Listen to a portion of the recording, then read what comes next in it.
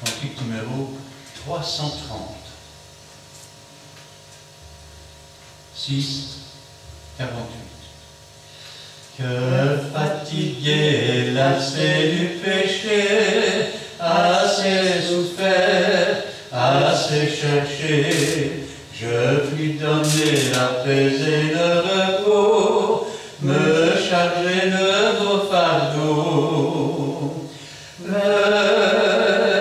à lui, venez à lui, venez à Jésus, venez à Jésus aujourd'hui.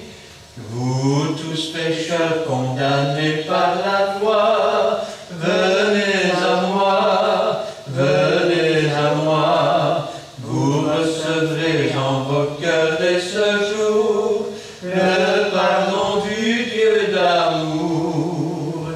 Venez à lui, venez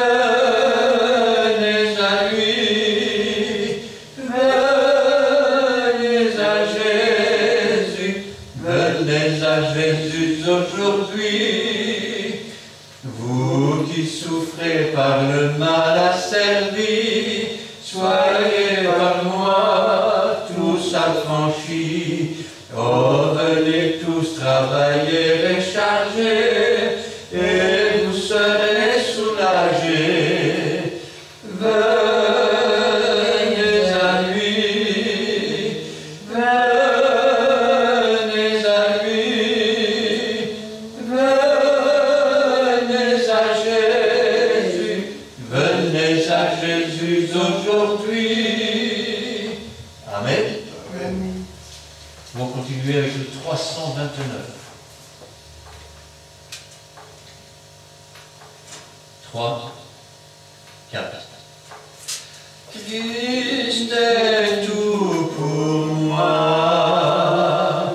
Christ est tout pour moi.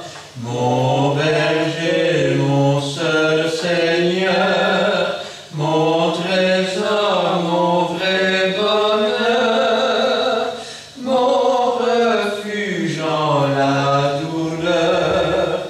Christ est tout pour moi. N'est-il rien pour toi? N'est-il rien pour toi? Tu dédaignes son pardon et refuses tous ses dons. Tu méprises son saint nom. N'est-il rien pour toi? Viens à ton Sauveur, viens à ton Sauveur, par son sang pour toi versé, par son corps pour toi blessé, il efface ton passé. Viens à ton Sauveur. Viens à ton Sauveur. Viens à ton Sauveur. Il te tend ses bras d'amour et t'invite dès ce jour à le suivre pour toujours. Viens à ton Sauveur. Amen. Et le 328.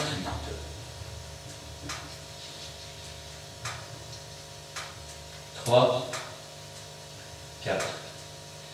Chaque jour, à chaque instant qui passe, Père Saint, tu es mon seul soutien dans les heures sombres, dans l'angoisse. Guide-moi par ton conseil divin. Tendre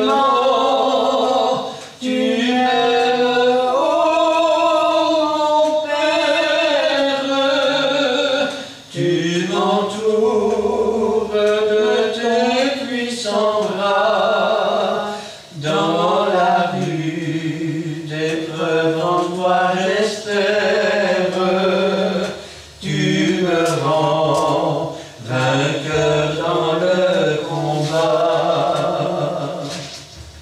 Ta parole brille sur ma route, chaque jour ta grâce me suffit.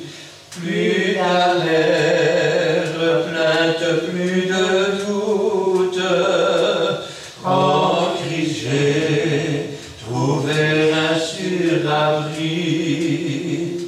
Nul fardeau, nul souci ne m'accable, car la promesse subsistera, protégé par ta main secourable.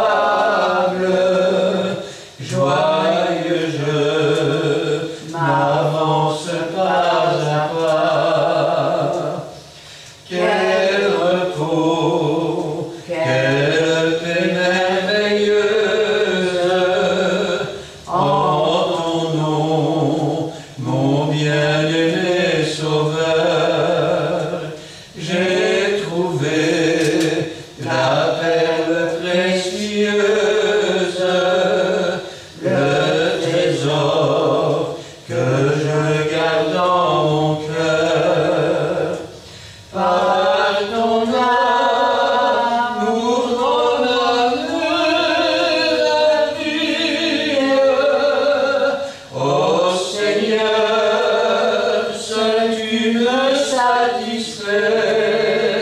Chaque jour, chaque heure de ma vie, tu me combles d'un bonheur parfait. Amen. Amen. Ce soir, j'aimerais bien se prendre la parole de Dieu avec vous.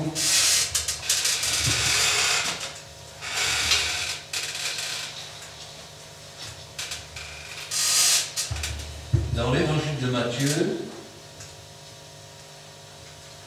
chapitre 6, et nous lirons là à partir du verset 19 jusqu'au verset 34.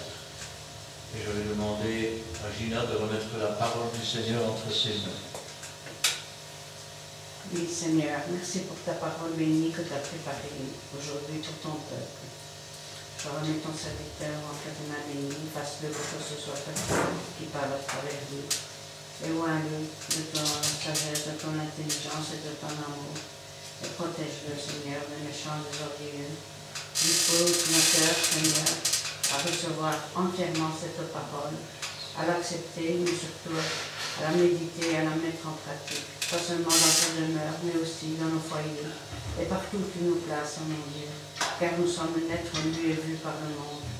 Apprends-nous, Seigneur, à faire ta volonté et à t'obéir, Seigneur, comme tu le désires, Seigneur, dans toutes les circonstances de la vie qui se présentent à nous. Gloire, honneur, puissance soit rendue dans le beau nom de Jésus. Amen. Amen. Ne vous amassez pas des trésors sur la terre, où la teigne et la rouille détruisent, où les voleurs percent et dérobent. Mais amassez-vous des trésors dans le ciel, où la teigne et la rouille ne détruisent point, et où les voleurs ne percent ni ne dérobent. Car là où est ton trésor, là aussi sera ton cœur. L'œil est la lampe du corps. Si ton œil est en bon état, tout ton corps sera éclairé. Mais si ton œil est en mauvais état, tout ton corps sera dans les ténèbres. Si donc la lumière qui est en toi est ténèbres, combien grandes seront tes ténèbres? Nul ne peut servir deux maîtres, car ou il haïra l'un et aimera l'autre, ou il s'attachera à l'un et méprisera l'autre. Vous ne pouvez plus servir Dieu et Mammon. C'est pourquoi je vous dis, ne vous inquiétez pas pour votre vie de ce que vous mangerez, ni de votre corps de ce que vous serez vêtus. La vie n'est-elle pas plus que la nourriture et le corps plus que le vêtement? Regardez les oiseaux du ciel, ils ne sèment ni ne moissonnent, ils n'amassent rien dans les greniers, et votre Père céleste les nourrit. Ne valez-vous pas beaucoup plus qu'eux? Qui de vous, par ses inquiétudes, peut ajouter une coudée à la durée de sa vie? Et pourquoi vous inquiétez au sujet du vêtement? Considérez comment croissent les lys des champs. Ils ne travaillent ni ne filent. Cependant, je vous dis que Salomon même, dans toute sa gloire, n'a pas été vêtu comme l'un d'eux. Si Dieu revêt ainsi l'herbe des champs, qui existe aujourd'hui et qui demain sera jetée au four, ne vous vêtira-t-il pas à plus forte raison, gens de peu de foi? Ne vous inquiétez donc point, et ne dites pas que mangerons-nous, que boirons-nous, de quoi serons-nous vêtus, car toutes ces choses, ce sont les païens qui les recherchent. Votre Père céleste sait que vous en avez besoin. Cherchez premièrement le royaume et la justice de Dieu, et toutes ces choses vous seront données par-dessus. Ne vous inquiétez donc pas du lendemain, car le lendemain aura soin de lui-même. À chaque jour suffit sa peine. Amen. Ne vous amassez pas des trésors sur la terre. De quoi parle le Seigneur? Quand on pense à cela, on pense à bien des passages dans la Bible. Comme par exemple, n'ajoutez pas maison à maison jusqu'à ce qu'il n'y ait plus personne autour de vous. Alors, ça veut dire quoi? Ça veut dire qu'il y a des gens qui amassent des maisons et qui les laissent vides jusqu'à ce qu'il n'y ait plus personne. Quand on parle de trésor ici, tout est relatif. Relatif dans le sens où, si on parle de l'or, vous me direz que l'or a une grande valeur. Pourquoi? Parce qu'on n'en trouve pas beaucoup. Si je prends du gravier, vous me direz que le gravier n'a pas une valeur excessive. La preuve, c'est qu'on en met dans les cours et dans les jardins. Mais si maintenant le gravier avait été rare, et que l'or, on l'aurait trouvé partout, ben, vos cours seraient pavés d'or. Et certainement que vos coffres seraient remplis de gravier. Ce que je suis en train de dire, c'est que la valeur d'une chose est relative. Elle n'a la valeur que celle qu'on lui donne. Qu'est-ce que j'entends par là? J'entends par là que tout ce qui constitue pour toi un trésor. Un trésor, c'est quelque chose que l'on cache. Un trésor, c'est quelque chose que l'on considère avoir une grande valeur et que l'on a peur de perdre. Eh bien, Dieu nous dit, ne vous amassez pas de trésors. Ça veut dire quoi? Ça veut dire que la rouille, la teigne, et même les voleurs viennent voler. Rappelons-nous toujours d'une chose, nous devons avoir un trésor spécial. C'est un trésor que quelqu'un a caché. Il l'a caché dans un livre. Et ce trésor, c'est le moyen d'être sauvé, le moyen d'être délivré des passions du monde, le moyen d'être réconcilié avec Dieu, le moyen de devenir un enfant de Dieu. Ça, c'est un trésor. Là où est ton cœur, se trouve ton trésor. Autrement dit, vers les choses où tu te diriges, là se trouve ce qui pour ton cœur est un trésor. Alors on peut faire un trésor avec un peu n'importe quoi. Tout ce qui prend la place de Dieu est une idole. Nous pourrions dire, ne vous amassez pas des idoles, mais au contraire, tournez-vous vers le Seigneur. Amen. Et qu'il soit votre seul et unique idole, unique trésor. Ne vous amassez pas des trésors sur la terre où la teigne et la rouille détruisent et où les voleurs percent et dérobent. Alors, quand on dit n'amassez pas, il n'est pas dit que nous ne devons pas préparer notre avenir. nous ne devons pas, je vais dire, gaspiller tout ce que Dieu nous donne, à gauche et à droite, pour des choses futiles. Mais nous devons les garder pour l'œuvre que Dieu a préparée et pour les choses que Dieu a préparées. Aujourd'hui, si j'avais un conseil à donner aux chrétiens, c'est le même conseil que j'ai donné il y a quelques années, c'est de faire des réserves. Parce que la famine approche de plus en plus. Les rayons se vident de plus en plus. Et vous me direz, oui, mais le Seigneur dit qu'il ne faut pas s'en faire avec ça. Commence d'abord par prendre conscience de ce que Dieu te dit dans ses livres et dans sa Bible. Ensuite, quand tu auras pris conscience de ce que Dieu te dit, tu te prépareras à ces événements. Pourquoi? C'est la preuve que tu crois dans les paroles de Dieu. Et tu te prépares à ce qui va arriver. Ce n'est pas des trésors que tu accumules. C'est une préparation. Si tu ne prépares rien, tu es comme cette cigale qui chantait tout l'été et qui n'avait rien préparé pour l'hiver. L'un des animaux que Dieu aime, c'est la fourmi. Pourquoi? Parce qu'elle prépare sa nourriture pour l'hiver. Moi, je travaille comme une petite fourmi, parce que je sais que l'hiver vient sur ce monde. Et vous dites, non, on est au printemps. L'hiver dont je parle, c'est un hiver d'indifférence, c'est un hiver de famine, c'est un hiver de pauvreté, c'est un hiver où ceux qui auront préparé remercieront le Seigneur de les avoir ainsi conduits par son esprit à se préparer. Et si maintenant l'eau disparaît, et si maintenant la nourriture disparaît après avoir, et malgré avoir préparé, peu importe, parce que là nous savons que Dieu peut faire des pains avec des pierres. Dieu peut multiplier. Amen.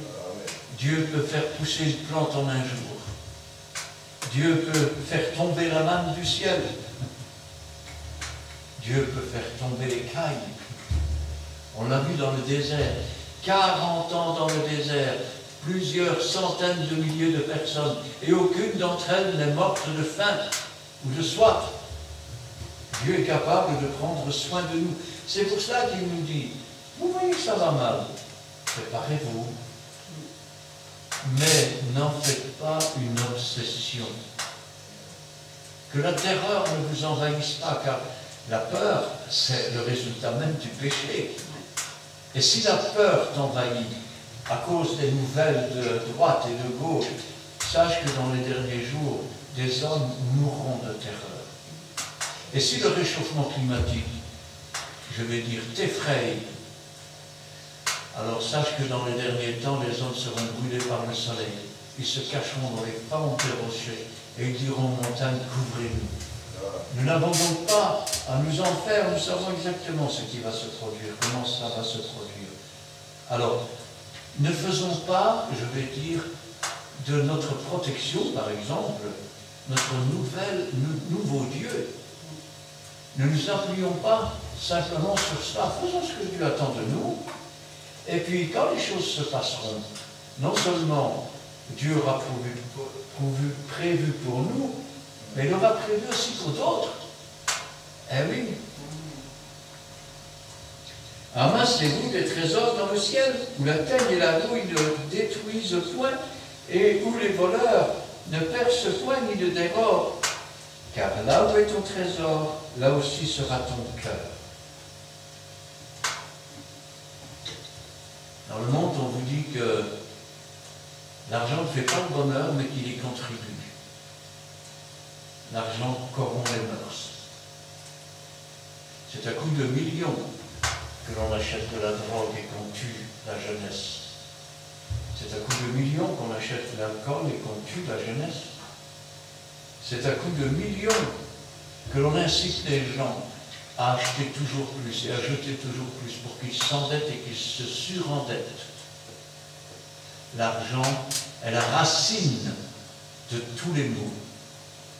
Et quand le monde commence à aller mal, quand la famine commence à arriver à l'horizon, qu'est-ce qui accompagne la famine? La révolte et les guerres. La révolte et les guerres, le pillage. Et quand je pense à cela, je dis, Seigneur, mon cœur ne veut pas se tourner vers ces choses, mon cœur veut se tourner vers Jésus-Christ, le Rédempteur, celui qui a porté mon fardeau, qui a porté la peine de ma punition et qui m'a réconcilié avec Dieu. L'œil est la lampe du corps, mais si ton œil est en bon état, tout ton corps sera éclairé. De quoi parle-t-il?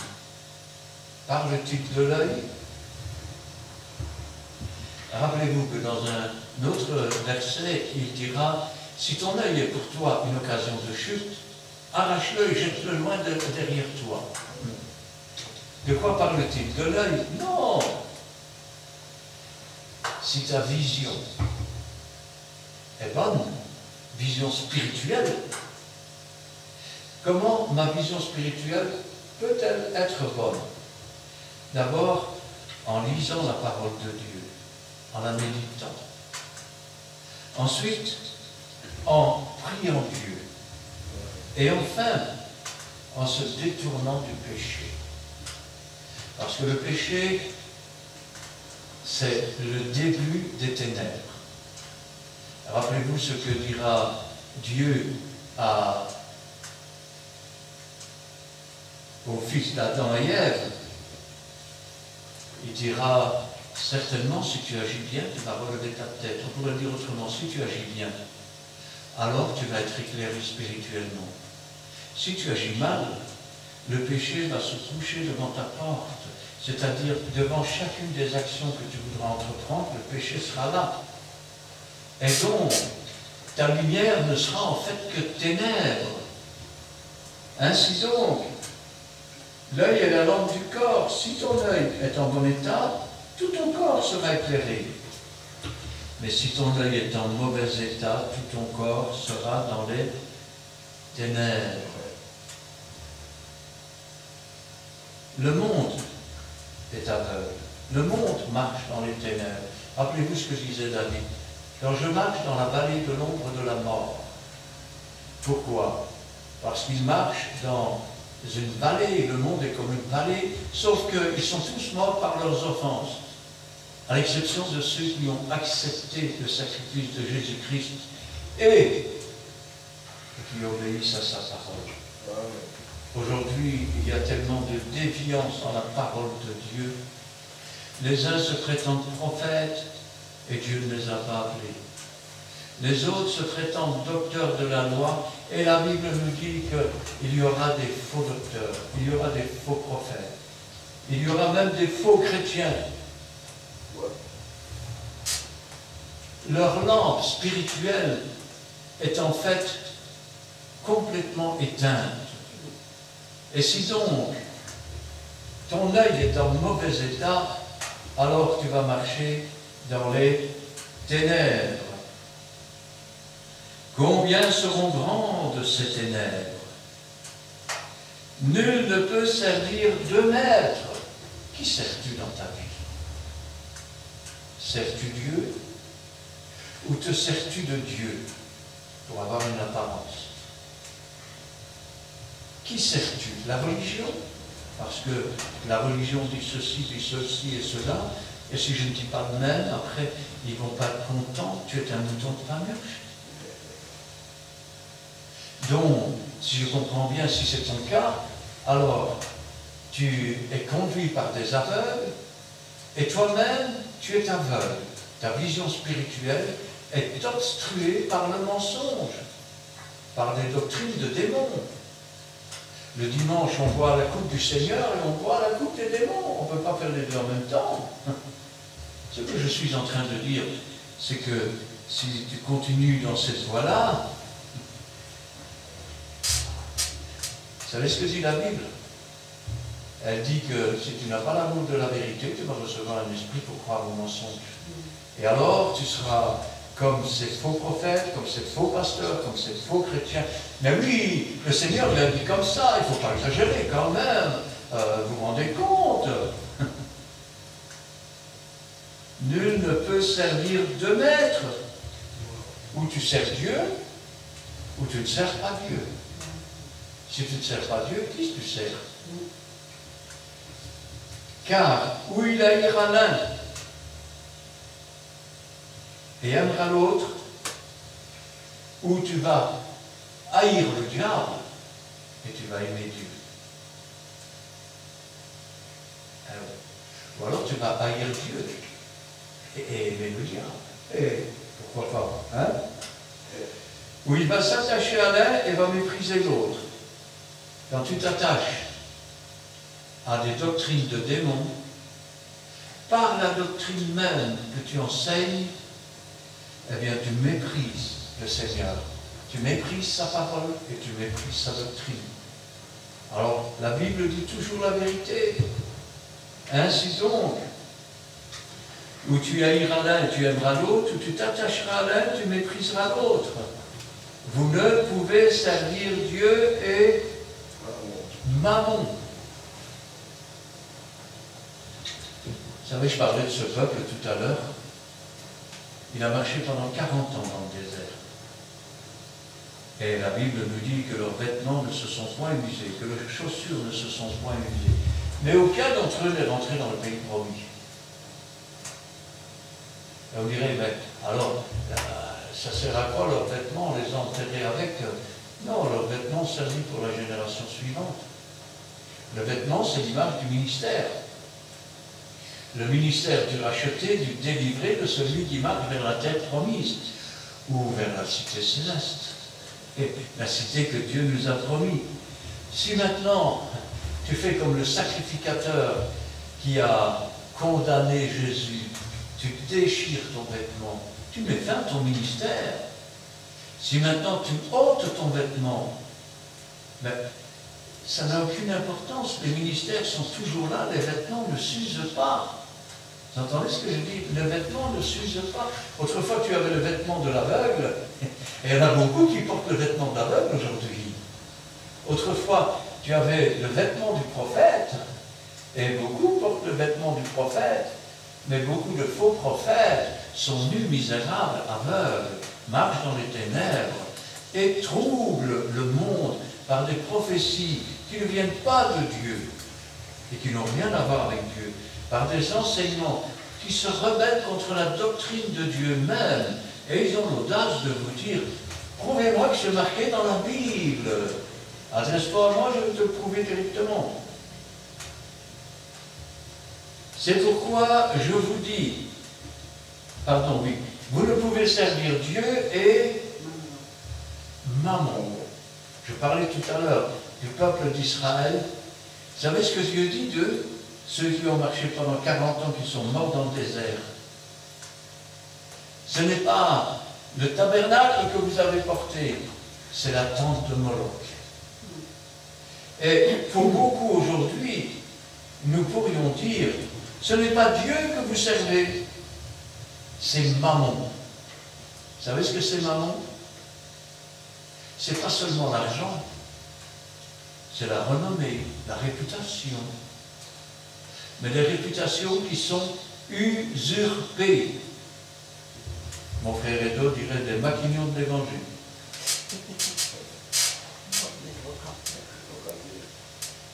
Des brocanteurs, oui, c'est ça que je dirais.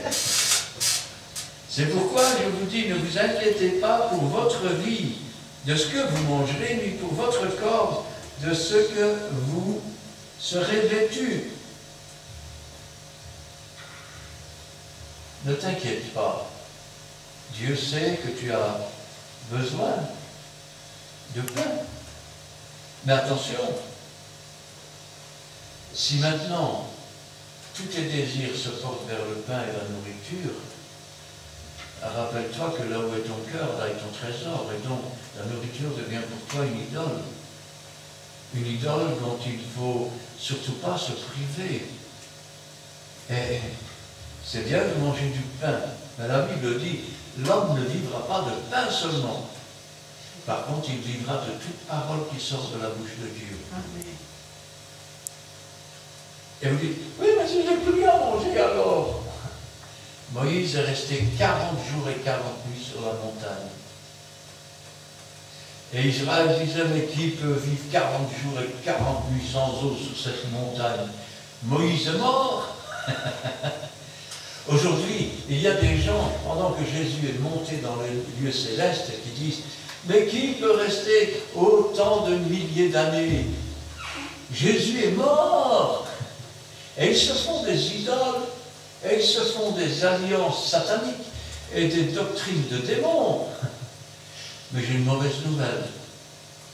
Après 40 jours sans manger, sans boire, Moïse est arrivé avec les commandements gravés sur les tables de pierre, une à gauche et une à droite, et il marchait sans aucun épuisement, sans aucune fatigue.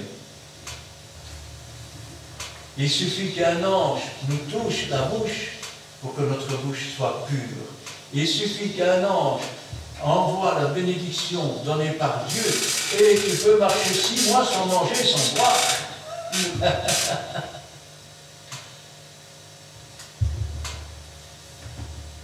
La vie n'est-elle pas plus que la nourriture et le corps plus que le vêtement? Qu'est-ce qu'il dit?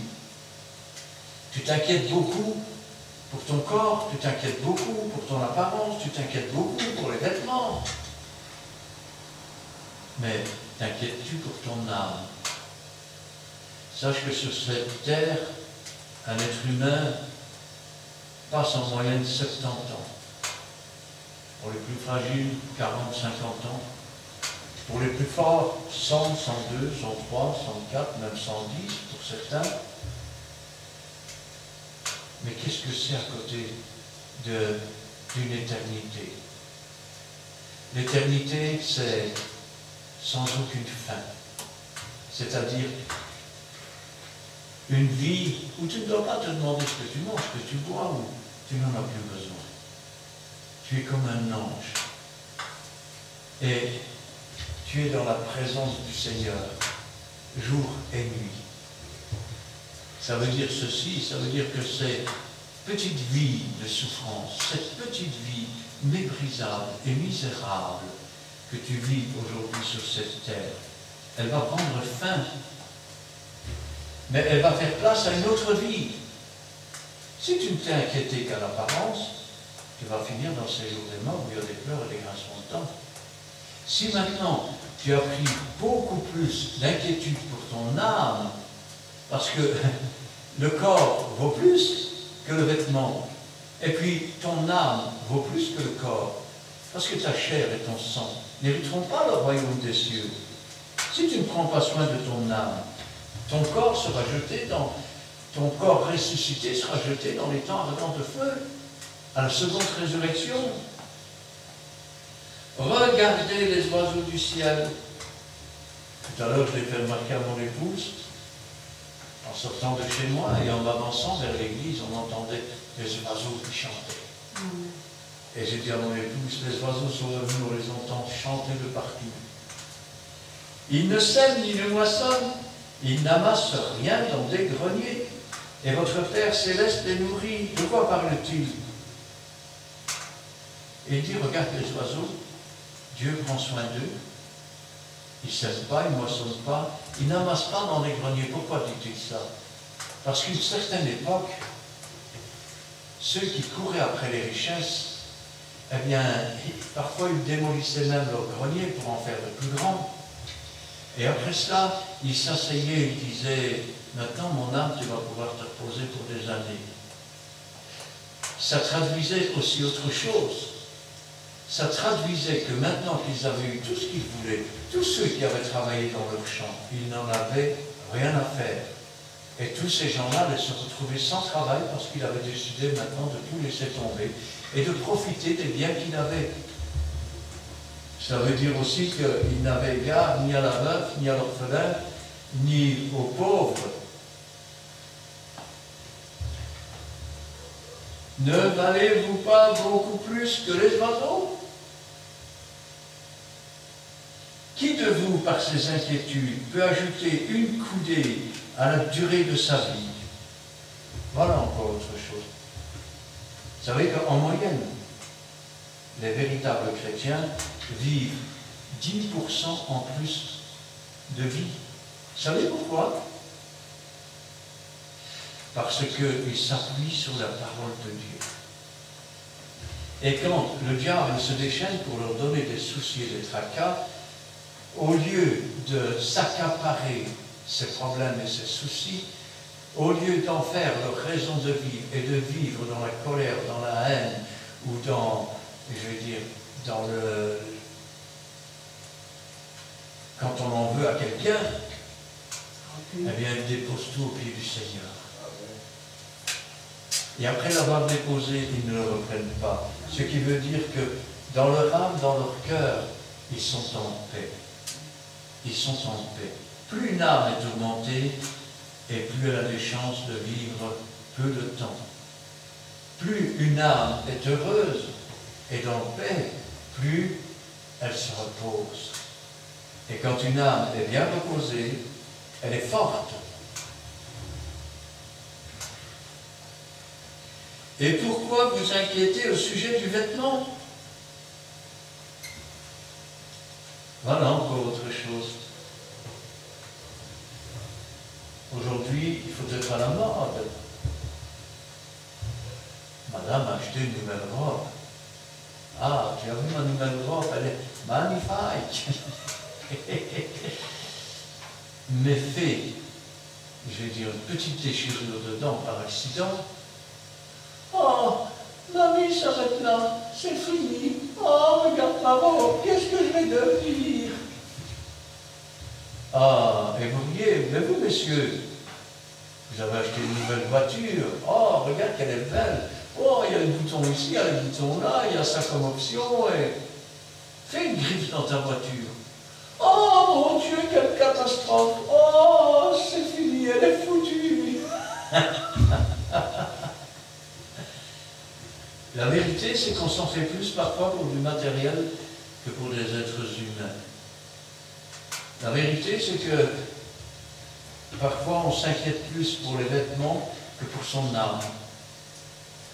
On veut amasser pour soi-même, pas pour les autres. Et quand on amasse pour soi-même et pas pour les autres, eh bien, on finit tout seul en général.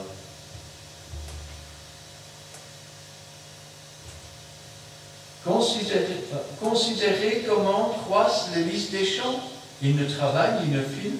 Cependant, je vous dis que Salomon, même dans toute sa gloire, n'a pas été vêtu comme l'un d'eux.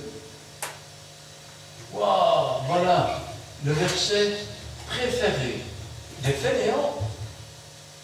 Des fainéants. Vous remarquez que je n'ai pas dit des chômeurs, parce qu'on peut être chômeur parce que le patron a fermé son entreprise. On peut être chômeur parce que, comment je vais dire, l'entreprise finalement a décidé de se délocaliser ou on ne sait pas. Je parle ici de fainéant. La Bible dit celui qui ne travaille pas, qui ne mange pas non plus. Mais il dit, maintenant que tu fais, et d'ailleurs la Bible dit aussi, tout ce que tu trouves à faire sur ta main, fais-le. Ne remets pas au lendemain. Mais maintenant il faut dire ceci, c'est que on travaille pour vivre. On ne doit pas vivre pour travailler. C'est deux choses différentes. Parce que si tu ne vis que pour travailler, eh bien, tu n'as pas de temps non plus pour ton âme. Si tu travailles pour vivre et pour faire vivre ta famille, voilà ce que Dieu attend.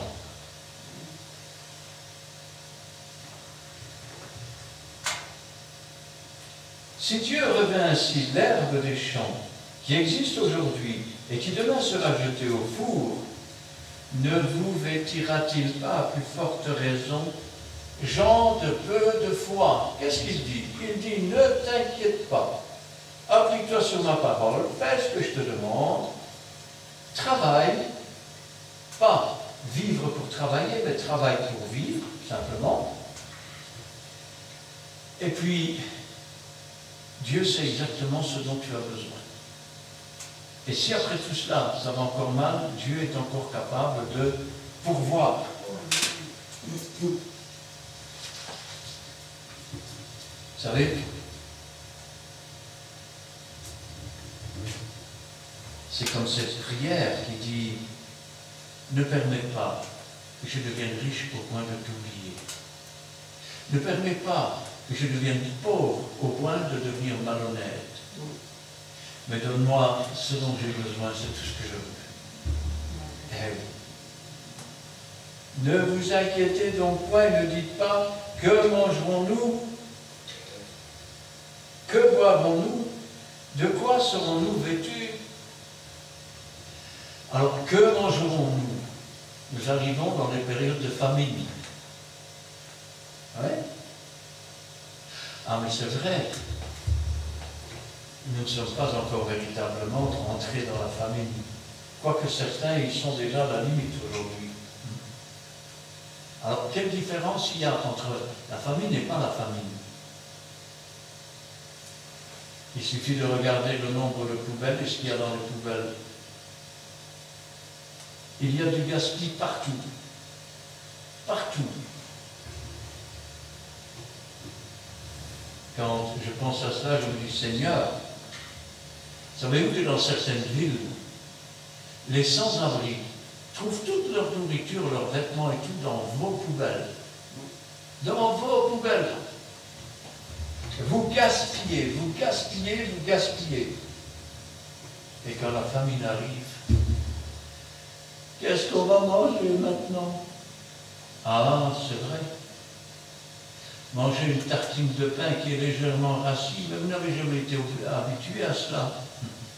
Vous retrouvez sans ressources, au point de manger les pissenlits du jardin avec une tartine. Ben, vous n'avez jamais été confronté à cela. Vous ne savez pas ce que c'est. Et la plupart d'entre vous, c'est quoi? Si on vous met au milieu d'un champ, même de pommes de terre, vous allez rester assis derrière dans la terre, vous allez vous lamenter jusqu'à mourir de faim. Alors qu'il y a assez pour nourrir un régiment sous votre derrière, en 8 ans du champ. Si vous êtes dans les bois, c'est pareil. Pourquoi? Parce qu'aujourd'hui, il faut tout facilement. J'ai besoin de ça, j'appuie sur 2 boutons sur Internet et voilà, ça arrive. Je rentre dans le magasin, je tends la main, ah, des haricots, ah, une bouteille de lait. À un point tel que les enfants eux-mêmes dans les villes ne savent même pas ce que c'est qu'une vache qui donne du lait. Ils n'en ont jamais vu de leur vie. Ils ne savent pas ce que c'est qu'une brebis. Quand, dans la campagne, ils ne savent pas ce que c'est qu'un sucre. Ils ne savent pas ce que c'est qu'un colza. Ils ne savent pas. Ils ne connaissent aucune plante à manger. Si vous leur dites, ah, trouve-moi une cardamine de pré, ben, ils ne savent pas ce que c'est. Si vous leur dites, trouve-moi une renoncule, ils ne savent pas. Ils ne connaissent pas la nature, tout simplement. Pourquoi? Parce que l'on gaspille de partout. D'un côté, il y a les riches qui gaspillent, et de l'autre côté, il y a les pauvres qui mendient. Ne vous inquiétez donc point, ne dites pas que mangerons-nous, que boirons-nous, de quoi serons-nous vêtus, car toutes ces choses, ce sont les païens qui les recherchent. Les païens, ils cherchent quoi? Ils cherchent ce qu'ils vont manger demain. Ils cherchent ce qu'ils vont boire demain. Dans la bouche d'aucun d'entre eux, quand ils font leur projet, vous n'entendrez Dieu voulant, ou si Dieu le veut. Parce que Dieu, ils n'en ont rien à faire. Alors, ils mangent, ils boivent, ils marient leurs enfants, ils se marient, et la ruine soudaine arrive. Et là, ils sont tous surpris. Car toutes ces choses, ce sont les païens qui le recherchent. Votre Père céleste sait que vous en avez besoin. Dieu sait que nous en avons besoin. Quand j'ai dit aux chrétiens de faire des réserves parce que la famine arrive, ce sont des réserves qui sont destinées à nous permettre de tenir le coup pendant un certain temps. Et ainsi, de pouvoir, je vais dire, comprendre tout ce qui se passe autour et de commencer à élever la voix pour Dieu, par Dieu et vers Dieu, pour que Dieu vienne alors à notre secours. Il y avait la famine en Israël. Qu'est-ce qui s'est passé? Dieu a permis que Joseph soit vendu en Égypte. Et Dieu a permis que Joseph soit élevé au-dessus de tout dans le royaume, à l'exception de Pharaon lui-même. Et Joseph a sauvé Israël de par, je vais dire, le fait qu'il a mis de côté du blé, qu'il a mis de côté un cinquième des récoltes, parce que la famine avait été annoncée du temps des apôtres. Le prophète disait, il va y avoir la famine. Et qu'est-ce que faisaient les églises? Eh bien, elles rassemblaient des biens pour envoyer à cette église qui allait être dans la famine. Pourquoi? Parce que quand le prophète disait une chose, ce n'étaient pas des faux prophètes, ce n'étaient pas des brocanteurs de l'évangile, ni des maquignons de l'évangile, c'était des gens qui avaient l'Esprit de Dieu. Et qu'est-ce qu'on faisait? Eh bien, on se levait et on faisait ce qu'il fallait.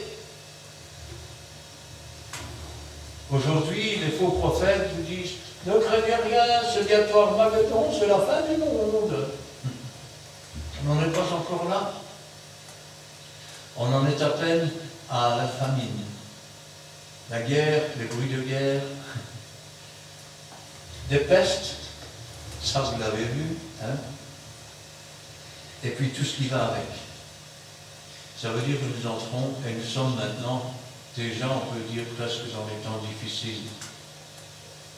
Difficiles, vous le voyez quand vous allez à la pompe, vous allez le voir quand vous allez payer vos factures de gaz et d'électricité. Vous allez le voir quand vous allez entrer dans le magasin et que les rayons des magasins sont moitié vides et que les marchandises ne cessent d'augmenter et que vos revenus ne suivent plus. Ça, c'est les temps difficiles qui commencent. Êtes-vous prêts?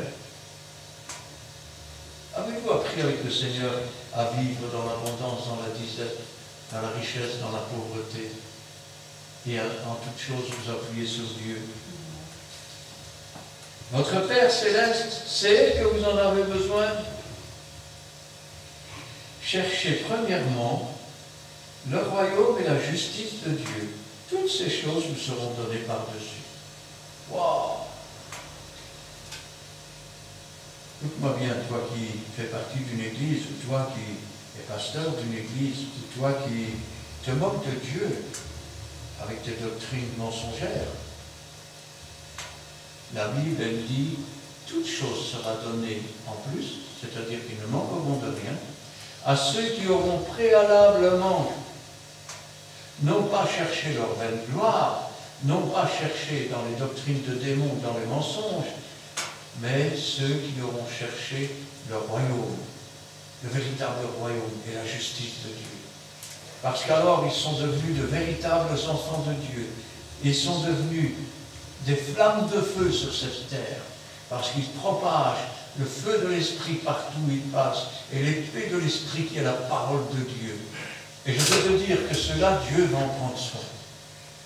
Il va en prendre soin. Et il sait exactement ce dont nous avons besoin, pas ce que nous désirons, pas ce qu'on voudrait avoir, mais ce dont nous avons réellement besoin. Cherchez premièrement le royaume et la justice de Dieu, et toutes ces choses vous seront données par-dessus. Ne vous inquiétez donc pas du lendemain, car le lendemain aura soin de lui-même. Ah, mais de quoi parle-t-il? L'inquiétude, ça fait partie de la preuve du péché. Quelqu'un qui est inquiet, c'est quelqu'un qui a peur. La peur, c'est le péché. Que veut-il dire par ne pas s'inquiéter pour demain? Est-ce que je peux changer quelque chose à ce que j'ai fait hier? Non. Ce que j'ai fait hier, elle fait. Je ne peux pas retourner hier et changer. Est-ce que demain, je peux déjà changer ou faire des choses demain? Ben non. Ça veut dire que je suis prisonnier du présent. Donc, je dois vivre le temps présent. Si maintenant je m'inquiète pour hier, ben, hier la page est écrite, non? On ne sait plus rien changer. Si je m'inquiète pour demain, Je n'ai pas encore la page de demain, je ne sais pas ce que ce sera demain, je ne sais pas ce qu'un jour peut engendrer. Ça tombe, je serai comme cet homme, en train de m'interroger pour demain, et le Seigneur me dira insensé que tu es. Aujourd'hui, ton âme va être demandée. Et ta page de demain sera pour qui? Je suis donc coincé dans le présent. Chaque jour suffit sa peine. Chaque jour est un jour nouveau. Est un jour où Jésus va renaître dans nos cœurs. Est un jour où la bénédiction de Dieu doit nous accompagner. Où nous devons être dociles et obéissants à la parole du Seigneur. Parce que ce sont des jours que Dieu a bénis et qu'il a préparés avant la fondation du monde pour chacun d'entre nous. Demain, peu importe, c'est entre les mains de Dieu. Si j'appartiens à Dieu et que je suis dans les mains de Dieu, le lendemain appartient à Dieu. Et Dieu en fera ce qu'il voudra. Qui suis-je pour demander des comptes à Dieu sur demain ou après-demain? Dieu a fait des promesses. Dieu nous dit, si tu maintenant, tu cherches vraiment la vérité, la parole de Dieu, pas des doctrines de n'importe quoi mensongères, et que vraiment tu cherches à plaire à Dieu dans l'obéissance, alors laisse-moi te dire que c'est Dieu qui va prendre soin de toi. Amen. Dieu t'avertira, il te dira attention ici. Maintenant fais ceci et fais cela. Et puis, Dieu vous parle, Dieu parle à ses enfants. Il ne te parle pas à toi. Eh bien, repens-toi et change de vie. Commence par adopter la doctrine de Dieu. Ainsi, ne vous inquiétez donc pas du lendemain, car le lendemain aura soin de lui-même. Chaque jour suffit sa peine. Ça veut dire quoi? Ça veut dire que chaque jour, il y a du travail à faire. Chaque jour, il y a des choses à préparer. Chaque jour, je vais dire, nous devons nous instruire aussi dans la parole de Dieu. Chaque jour, nous devons vérifier si nous sommes toujours en conformité avec Dieu, si Dieu nous apprend des choses nouvelles que nous devons abandonner ou laisser. Le vêtement, il vient après. Parce que de toute façon, quand le vêtement devient Dieu, qu'est-ce que tu fais? Tu le jettes. Il n'a plus aucune importance, mais ton âme, elle est éternelle. Quand Dieu dit qu'il a créé l'homme à son image, il l'a créé en une trinité, corps, âme, esprit. L'esprit retourne à Dieu qui l'a donné. L'âme, Dieu nous a donné la rédemption de notre âme. Quant à nos corps, si réellement nous avons marché avec Dieu, si le Saint-Esprit habite en nous, le Saint-Esprit rendra la vie à nos corps mortels. Et ce jour-là, nous serons dans des corps glorifiés, nous serons comme les anges dans le ciel. Inquiète-toi donc pour ton âme. C'est la première chose. Marche avec Dieu. Et Dieu te dira ce que tu dois faire, quand tu dois faire et comment tu dois le faire. Et si alors tu obéis dans tout ce que Dieu te demande, si tu es fidèle dans les petites choses, tu vas voir qu'il a des grandes choses à te donner comme choses à faire. Tu diras toi-même, le Seigneur, qui suis-je pour que tu m'aies choisi pour faire cela? Et le Seigneur dira, va avec la force que tu as. Il dira, je suis avec toi tous les jours. Amen. Amen. Nous allons prier. Éternel, notre Dieu, notre Père, nous te louons, nous te rendons grâce. Béni sois-tu et gloire à toi. Je nous demande, Seigneur, d'être doux comme des colombes, prudents comme des serpents. Tu nous demandes en ces temps difficiles qui approchent de nous préparer. Pas seulement préparer pour survivre, mais préparer nos âmes, préparer nos consciences devant toi, afin que s'il nous arrive quelque chose, nous soyons sauvés. Que tu puisses nous dire, viens, bon et fidèle serviteur, viens, bon et fidèle servant. Et que tu ne nous dises pas, retiens-toi, je ne t'ai jamais connu. Car alors nous serions jetés dans les tourments pour les temps et l'éternité. Béni sois-tu et gloire à toi, ta bonté, ta miséricorde. Toi qui as fait de nous qui étions des pécheurs misérables et qui marchions dans la boue du péché, tu as fait de nous des enfants de Dieu. Et aujourd'hui, nous avons envie de dire, viens Seigneur Jésus. Mais toi, Seigneur, tu as répondu à ton Église, voici je viens bientôt, et nous t'attendons. En attendant ce jour, Seigneur, que ta volonté soit faite et que toute la gloire t'en revienne. Gloire au Père, gloire au Fils et gloire au Saint-Esprit. Amen. Amen. Merci Dieu pour ça. Sois béni, Père Saint. Nous avons encore parlé ce soir. Je veux te dire merci, Père Saint. Parce que c'est toi qui nous dis, Père Saint. Tu nous fais voir aussi, Père Saint, le jour du ciel ne s'aime pas. Mais c'est toi qui nous dis, Père. Là, Père Saint, nous sommes là, Père Seigneur. Nous voulons nous confier à toi, Père Saint, parce que c'est toi qui es la parole de Dieu. À qui nous voulons nous mettre. Le Seigneur, c'est toi, Père Saint, notre Créateur. Béni soit-il de Dieu. Pour cela, Père, nous voulons que tu puisses encore nous protéger, Père Seigneur. Protège les tiens.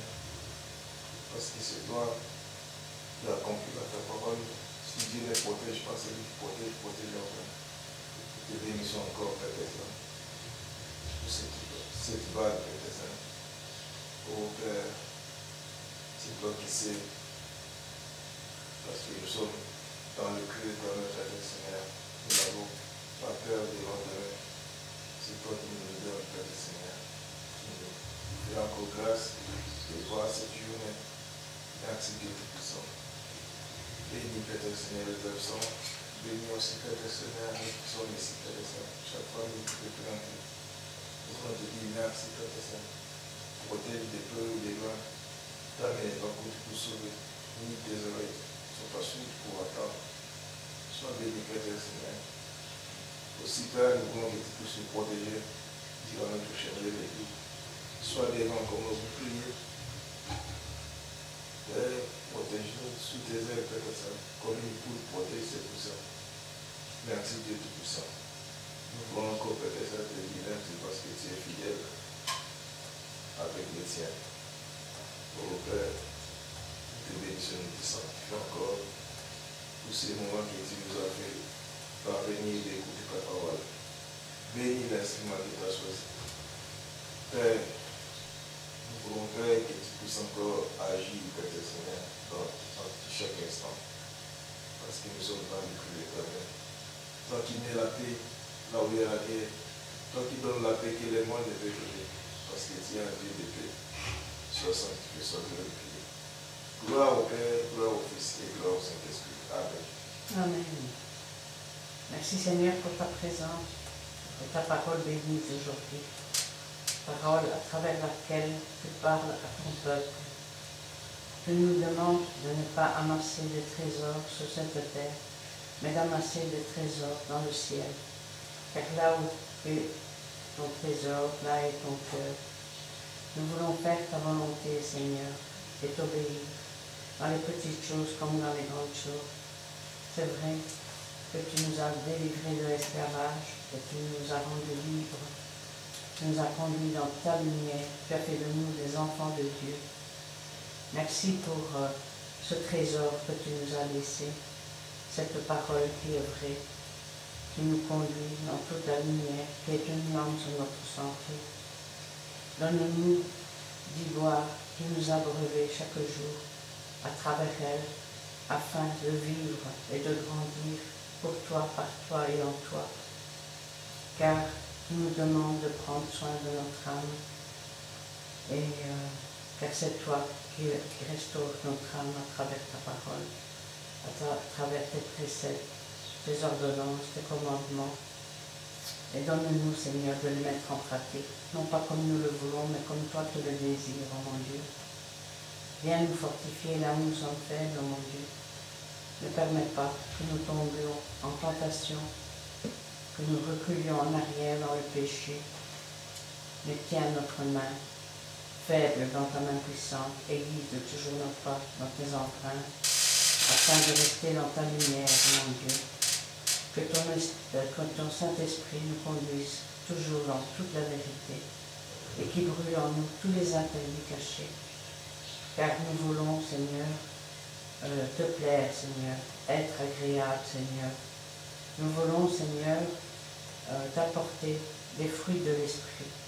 Écarte-nous, Seigneur, des fruits de la chair, Seigneur, qui nous conduisent à la perdition, car nous voulons rester sur le bon chemin et être prêts quand tu viendras nous chercher. Donne-nous de ne pas nous inquiéter pour le lendemain, de ci ou de là, car c'est toi qui prends soin de nous, comme tu prends soin des oiseaux, Seigneur. Augmente notre foi, augmente notre confiance, car tu es tout pour nous. Agis dans le cœur aussi, Seigneur, de tout un chacun. Tous ceux, Seigneur, qui te sont fidèles, tous ceux, Seigneur, qui marchent debout pour toi, dans le chemin que tu as tracé. Et j'ai une pensée pour tous ceux qui s'écartent, oh mon Dieu. Tous ceux, Seigneur, qui vivent selon le monde et qui s'écartent de la lumière, de la vérité. Agis dans leur cœur, car ce qui est impossible à l'homme est possible à toi. Et nous avons confiance en toi, car nous voyons tout vent de doctrine qui vient, tous ces faux docteurs, tous ceux qui prêchent et qui croient être dans la vérité. Mais toi, Seigneur, tu nous as donné un esprit de discernement, afin de discerner ce qui vient de toi et qui ne vient pas de toi. Augmente notre foi, Seigneur, car nous t'aimons de tout notre cœur et nous voulons te servir, non pas du bout des lèvres, Seigneur, mais du fond de notre cœur. Interviens aussi, Seigneur, pour ces pays en guerre, nous te remettons encore au trône de ta grâce. Agis, Seigneur, comme toi seul peux le faire, car c'est toi, Seigneur, qui parle à un cœur, c'est toi qui changes un cœur de pierre en un cœur de chair, et tout est possible à toi. Interviens, Seigneur, pour les absents, nous te remettons tous au trône de ta grâce. Interviens pour les pasteurs ici présents. Tiens-les dans ta main puissante. Vois-les de ton Saint-Esprit. Vois-les, Seigneur, de ta sagesse et de ton intelligence. Et protège-les, Seigneur, des méchants, des orduriers. Gloire, honneur, puissance soit rendue. Dans le beau nom de Jésus-Christ. Amen. Amen. Amen. Eh bien, nous allons terminer avec le cantique numéro 327.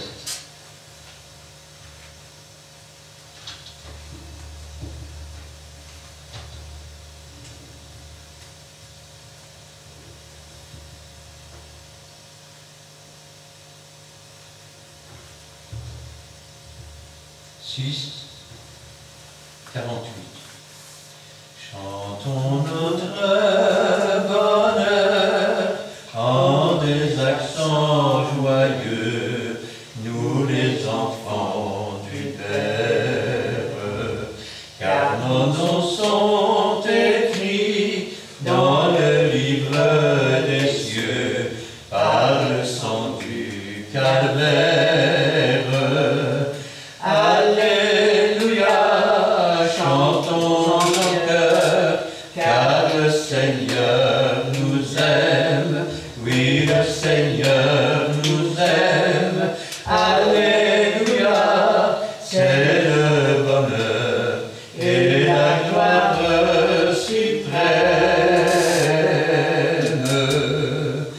Ce monde n'est pour nous qu'un pays étranger où notre chemin passe, et nous le traversons, conduits par le berger qui nous comble de grâce. Alléluia, chantons en chœur, car le Seigneur nous aime, oui, le Seigneur nous aime. Alléluia, c'est le bonheur et la gloire suprême. Travail, peine, douleur et larmes d'ici-bas sont venus jours d'orage. Ne saurais-nous tenter